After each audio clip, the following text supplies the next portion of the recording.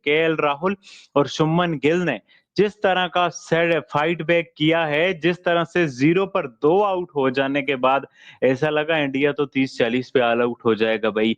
वहां से जितना तगड़ा कमबैक किया है, एक टाइम पर ऐसा लग रहा था कि इंडिया के जिस तरह से 2 खिलाड़ी आउट हुए हैं, बिल्कुल इंडिया बेकार तरीके से इस मैच को जो है वो हार जाएगा और आते जाएंगे और जाते जाएंगे। लेकिन इंडिया के 2 खिलाड़ी आउट थे 0 स्कोर पर। उसके बाद क्या हिस्टोरिकल किस्म का जो है इंडिया ने कमबैक किया है। केएल राहुल 87 के ऊपर खड़े हुए हैं, शुभमन गिल जो है वो 78 के ऊपर खड़े हुए हैं। शानदार किस्म का कमबैक किया है, उम्मीद बिल्कुल नहीं थी, लेकिन एक अच्छा, एक तारीफ के लायक कमबैक किया है भारतीय टीम ने। एक टीम जिसके 0 के ऊपर 2 आउट हो गए हो और वो 633 के पीछे जा रही हो। और 4 डे के स्टंप्स हुए जिस तरीके का कमबैक नजर आया, 311 रन की लीड, 0 पे 2 आउट होना, उसके बाद 174 रन की पार्टनरशिप, सिर्फ 2 ही आउट, शुभमन के 78 और 87 के राहुल के। कल का दिन बहुत क्रूशल होने जा रहा है। जैसे डे 3 का लास्ट डे भाई थ्रिलर हुआ था, 22 रन से मैच बराबर हुआ, पर यहाँ पे सबसे बड़ा पॉइंट है ऋषभ पंत की एंट्री। क्या ऋषभ पंत की एंट्री डे 5 में होगी? अगर तो होगी तो भाई वो अकेला बंदा ही 100 बंदों के बराबर है जैसी वो बैटिंग करता है। कल सुबह आधे घंटे में ये मैच खत्म हो जाएगा और ये मैच अपने नाम करने जा रहा है इंग्लैंड और सीरीज भी जीत रहा है। लेकिन भाई वहां पर केएल राहुल को आपको बोलना पड़ेगा क्लासिकल राहुल। क्लासिकल राहुल और शुभमन गिल जो पहले 2 टेस्ट मैचेस में शानदार खेले थे, तीसरे टेस्ट में उनका बल्ला खामोश रहा, चौथे टेस्ट मैच की पहली इनिंग में भी उतना खास नहीं कर पाया। उसके बाद फिर 174 रन की पार्टनरशिप लगाना, इसका मतलब यह है कि आपने सामने वाली टीम को मजबूर कर दिया है कि वो टेंशन ले। इंडिया वर्सेस इंग्लैंड का चौथा टेस्ट मैच, चौथा दिन एक शानदार दिन रहा। एक्सपेक्टेड नहीं था कि इतनी अच्छी एक किस्म की जो बैटिंग लाइनअप है वो हमें भारत की नजर आएगी, क्योंकि जब से चौथा टेस्ट में स्टार्ट हुआ है हमें इंग्लैंड ही काफी ज्यादा टॉप पर नजर आया और हम यही कह रहे थे कि मे बी ये जो टेस्ट मैच है ये इंग्लैंड जीत जाएगा और सीरीज बराबर हो जाएंगी, लेकिन नहीं, कमबैक हो सकता है बिडू। जब तक कहते हैं तोड़ेंगे नहीं, जब तक छोड़ेंगे नहीं। जय हिंद दोस्तों, इंडिया और इंग्लैंड के बीच चल रहे चौथे टेस्ट मैच के चौथे दिन इंग्लैंड जीत की दहलीज पर पहुंच गया था, लेकिन केएल राहुल और शुभमन गिल ने शानदार बल्लेबाजी करते हुए इंग्लैंड की जीत की उम्मीदों पर पानी फेर दिया। दोनों की इस बेहतरीन बल्लेबाजी की सभी लोग जब न तारीफ कर रहे हैं। आइए देखते हैं इस पर पाकि मीडिया क्या बोल रही है। एक टाइम पर ऐसा लग रहा था कि इंडिया के जिस तरह से 2 खिलाड़ी आउट हुए हैं, बिल्कुल इंडिया बेकार तरीके से इस मैच को जो है वो हार जाएगा और आते जाएंगे और जाते जाएंगे। लेकिन इंडिया के 2 खिलाड़ी आउट थे 0 स्कोर पर। उसके बाद क्या हिस्टोरिकल किस्म का जो है इंडिया ने कमबैक किया है। केएल राहुल 87 के ऊपर खड़े हुए हैं, शुभमन गिल जो है वो 78 के ऊपर खड़े हुए हैं। 137 रन की लीड जो है बकाया रह गई है। सुपर जो है कमबैक इंडिया की तरफ से देखने को मिला है।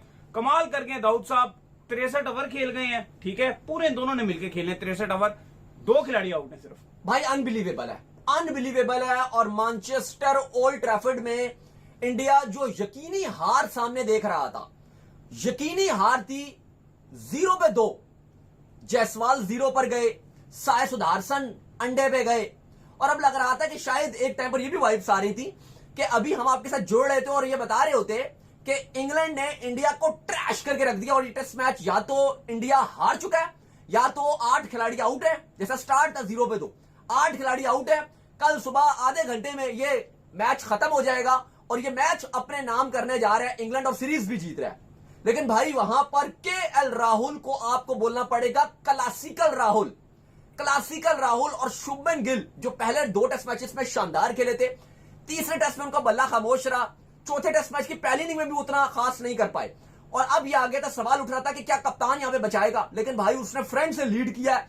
कप्तान ने 78 run, KL Rahul 87 run, 87 run KL Rahul और शुभमन गिल 78 रन, और दोनों ने इस टाइम इंडिया को यकीनी हार से बचाकर रेस्क्यू किया।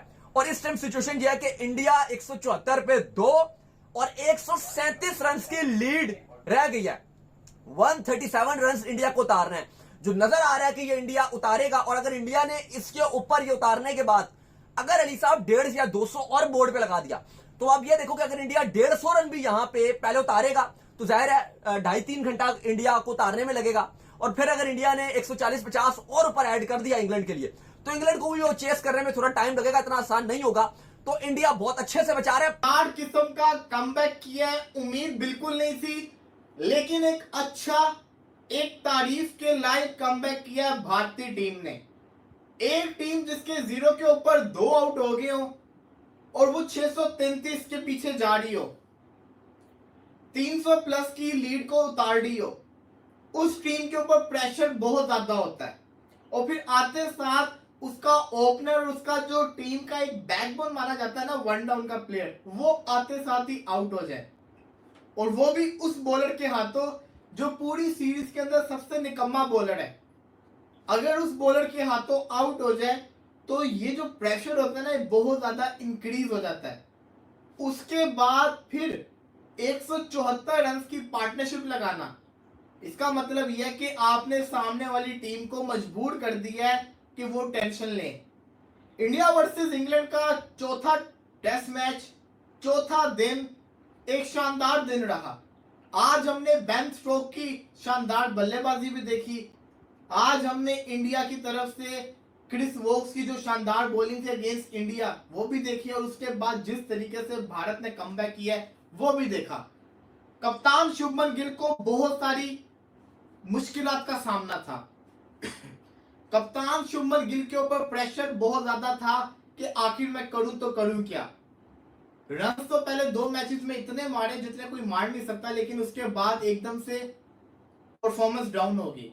ये वाली जो बैटिंग थी ना, ये वाली परफॉर्मेंस ये बहुत जरूरी थी। कामरान अकमल मुंह से निकल गया क्योंकि उसने अभी भी सेंचुरी मारी है शुभमन गिल की तरफ से। और शुभमन गिल ने क्या किया, कप्तान होने का फर्ज निभाया। इंडिया ये वाला मैच जीतने के लिए नहीं खेल रहा, मैं आपको बताता चलूं, इंडिया ये वाला मैच जीतने के लिए नहीं खेल रहा।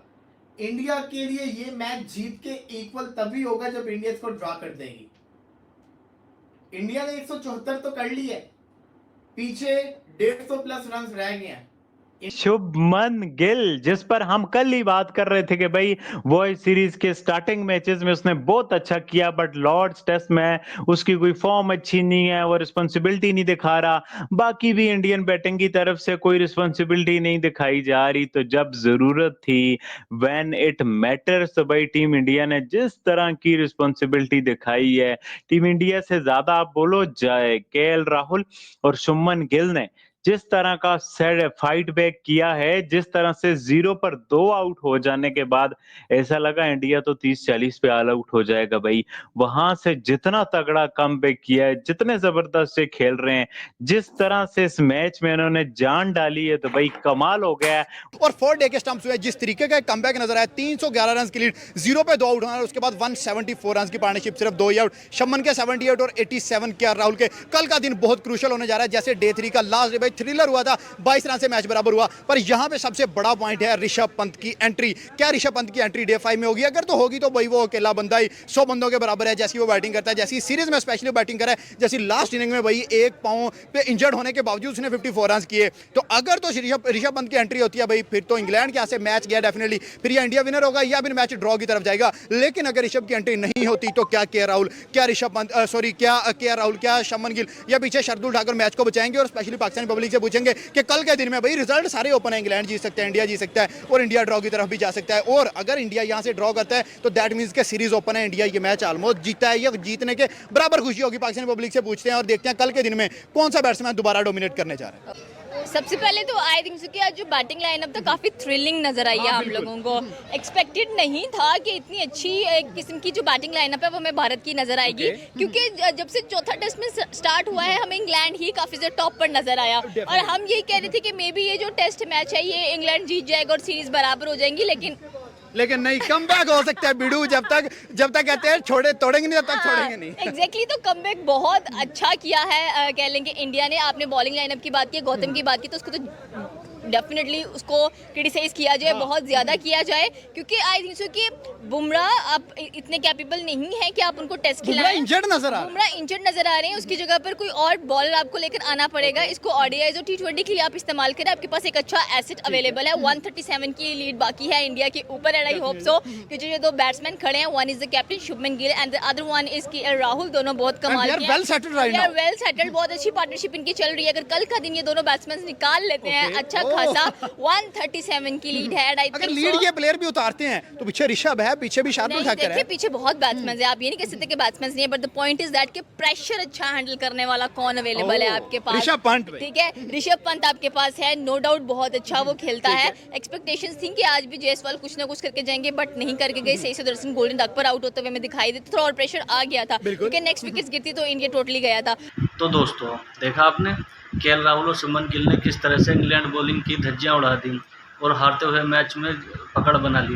दोस्तों अगर वीडियो अच्छी लगी तो वीडियो को लाइक और चैनल को सब्सक्राइब जरूर करना, और साथ ही केएल राहुल और शुभमन गिल की बैटिंग आपको कैसी लगी कमेंट बॉक्स में कमेंट करके बताना। तो चलिए दोस्तों, आपके सपोर्ट के साथ मिलते हैं अगली वीडियो में।